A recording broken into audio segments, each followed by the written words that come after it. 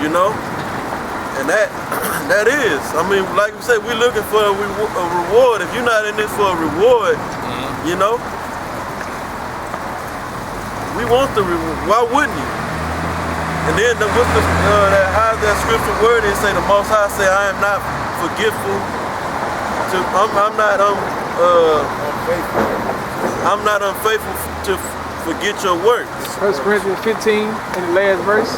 You know, the Most High promised us a reward. That's to the elect, that is. You know. So why shouldn't you want it? You know. It's gonna damn sure beat this shit that we going through right now. Getting a little cold, Baloo. So, right. Yeah, read that. Psalms 50 and 21. Then these things hast thou done, and I kept silence. Thou thoughtest that I was altogether such as one as thyself, but I will reprove thee and set them in order before thine eyes. Right, now go to 2nd Esdras. The 2nd Esdras 15 and 8. Because the Most High was saying right there that throughout Esau doing all his wickedness, the Most High has been, you know, sitting back and really, you know, allowing this to happen so that prophecy can be fulfilled. Right.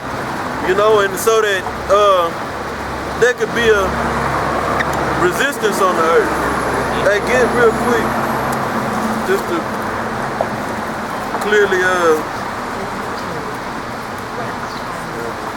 okay, 42, Ecclesiastes 42 and 24. Bring that out real quick.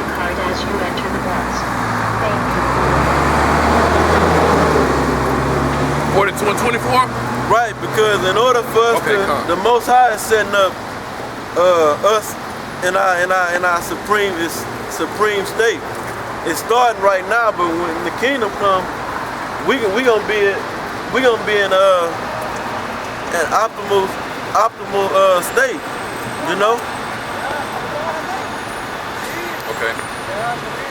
So the thing I'm bringing up is the Most High is raising up kings. We're not kings yet. Yeah. You know what I'm saying? We are priests. The Most High is raising us as priests, but the part about being a king, you can't be in captivity under the so-called white man and say kings are in the building. Yeah. You know, but when the kingdom is established, we're gonna be kings on the earth. You know what I mean? Princes, we're gonna be judges. And in order to judge the earth, you gotta understand use righteousness and wickedness. Yep. And if the Most High allows Satan to operate through the so-called white man, these Edomites, we wouldn't know wickedness on the earth. We wouldn't know abominations on the earth. You know? It had to happen. Bring that out. It's Sirach 42 and 24. All things are double, one against another. Right, positive, negative. Israel represents the positive, Esau represents the negative. Go ahead. And he hath made nothing imperfect. One thing established the good of another, and who shall be filled with beholding his glory? So that's it on that. Let's go back. Okay, yeah. It's the 2nd Esdras 15 and 8. I will hold my tongue no more. Hey, the Most High will hold his tongue no more. Now in Psalm 50, you know, the 21st verse. That's how Esau thinking, you know.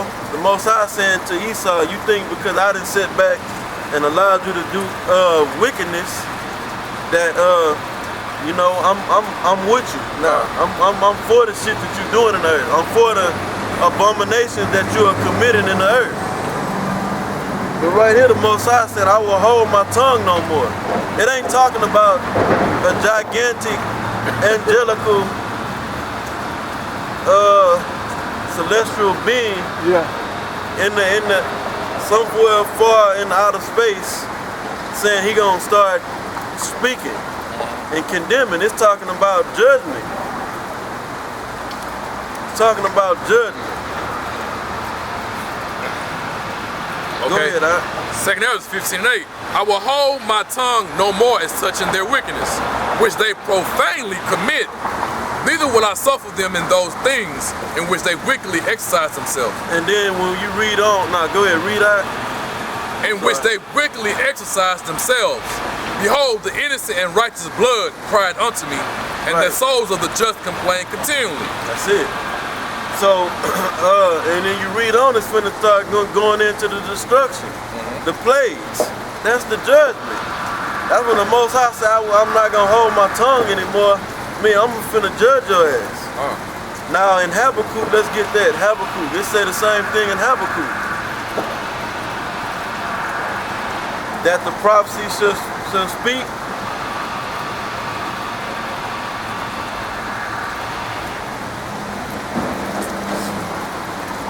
Hey, don't get it twisted. Martial law, race riots, the RFID microchip, which is the mark of the beast, the Third World War. That's we in it right now, in the very beginning stages of it. What else? And then the return of Yahweh Shai.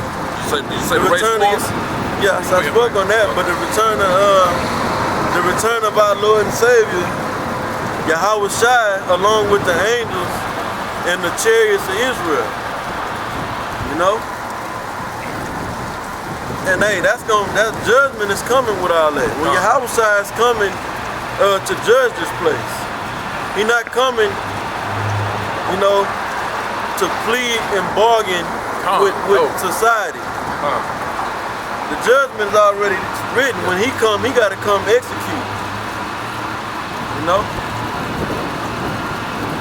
So let's go with that. Habakkuk 2. Habakkuk chapter 2 and get started 3. This Habakkuk 2 and 3. For the vision is yet for an appointed time, but at the end it shall speak and not lie. At the end it shall speak and not lie. And part of that speaking is, where the speaking is talking about prophecies being fulfilled. And these different plagues that are going to come on the earth, from Yahweh Shem Yahweh Shai, that's prophecy. It's not World War III prophecy. That's prophecy. That's coming to pass. That's being fulfilled. The mark of the beast. You take that mark of the beast, I'm talking about you Israelites, it's a wrap for you. There's no chance for salvation. We got, not we, but Yahweh Shem Yahweh Shai through Esau got these Rex 84 FEMA camps waiting for you. Man, they got a man too. Yep. They up and functional, and they actually got them employed. Yep. Or staff, so I say staff. Yep. Homeland Security. These race riots, they gonna get popping out. Yep. Martial law is when martial law is going on in these streets, or when that law, that warlike law is passed here in the streets of them. It's already passed, but I mean when it's enforced. I'm sorry. Yeah, enforced. When it's enforced, and they bring the military and have them out in these streets, it's gonna be a bad time.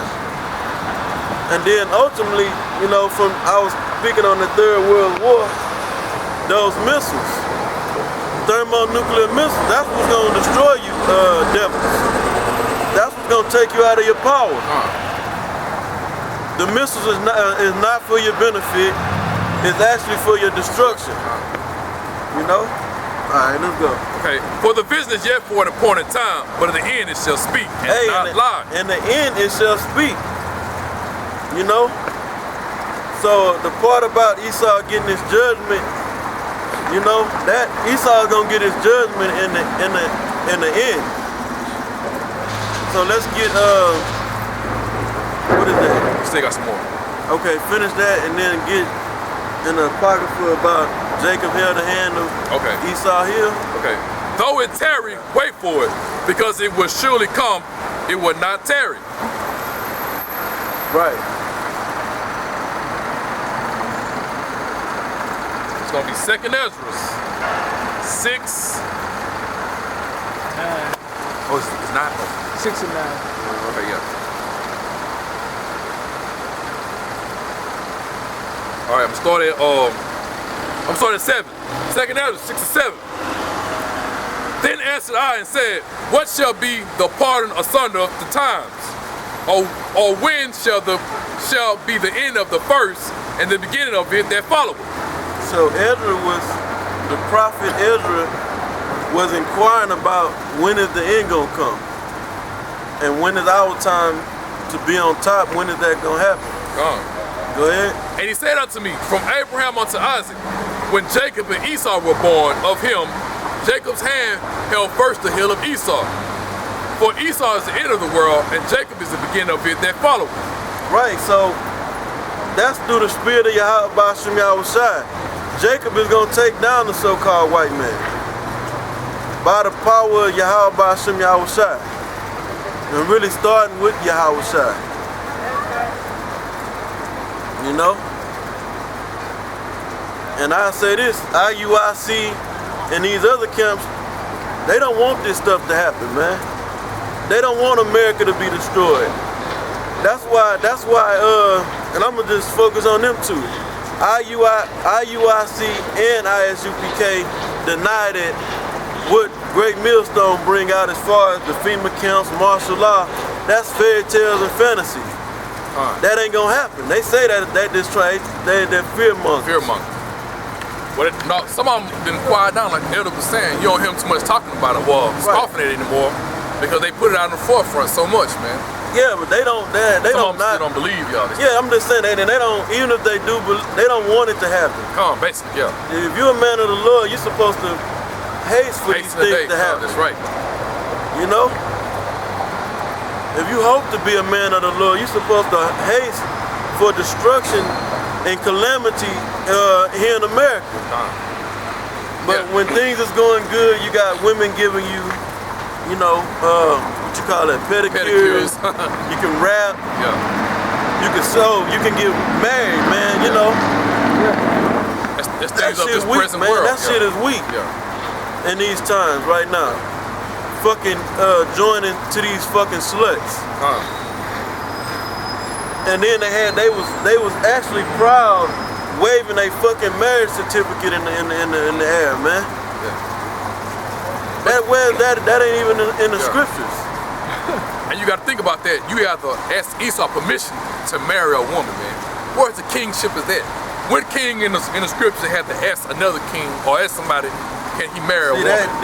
The thing is, like, I believe this brother Tyler Pop brought it out before, and I heard it, but it's true, man. To be in this truth, man, but the apostle said it plenty of times. You gonna have to be, it's raw and uncut. And you're not gonna be favorable, especially amongst women. That's right. So they want to have, you know, they glory in this kingdom, and you can't get no glory out of trash. And how you gonna get your glory and they look like garbage and act like shit in this kingdom? A woman, that's supposed to be a man's glory. It is a man's glory. But we don't have women. We have nothing but out of order sluts running throughout the streets. The Israelite women. You know? And they cater, they have the doctrines really cater to the woman. Because the woman is into getting married, you know, the weddings and all that shit. On this side, in the ancient days, you know, everything was good. It was understood on how we carry out a wedding. In this time, in this day and age, the man don't really give a fuck about getting married, man, or having a wedding. There is a separation between the two. But the first and foremost thing, in ancient time, they married virgins, untouched women. It was untouched. Nobody else had them. And then you had to ask permission to get married. Yeah, and then you had what is this guy named? The Haitian madman? I don't know his name. No, not Azar. Oh, no, he's about the Tackleberry. I don't know his name. Yeah, he walked that man's wife down the aisle, man. They completely out of order and they completely bugged out over there, man. Yeah. He was being rebellion, like he said. But this truth is raw, man. Yeah. And a woman ain't gonna be into this truth, man. Like we got, man, these women is full of shit, man. Yeah, and I ain't even gonna spend too much time on them, but you got a female that be commenting on our videos and shit. But shit, you go look at her damn page, she look like she dressed like a goddamn hoe. I'm being straight up, I don't give a fuck. You know, like, and that's not appealing to the masses. But we gonna bring it out raw and uncut. That's right. When you getting married and you got multiple women and shit like that, you ain't teaching the truth, man. That's the point I'm making.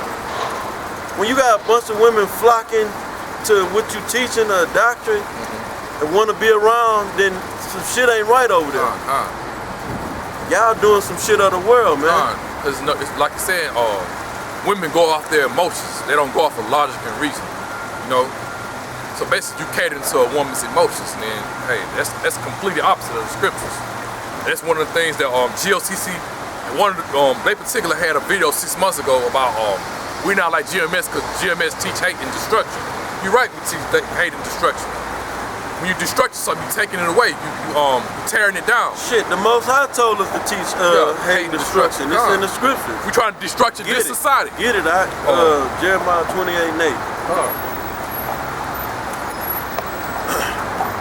The Most High told us to teach hate the evil, love the good. Yeah. Let's get that first and then get Jeremiah 28:8. That's all. Amos 5:18, I think. Yeah, I think that's it. Yeah, we just ain't walking around this in hate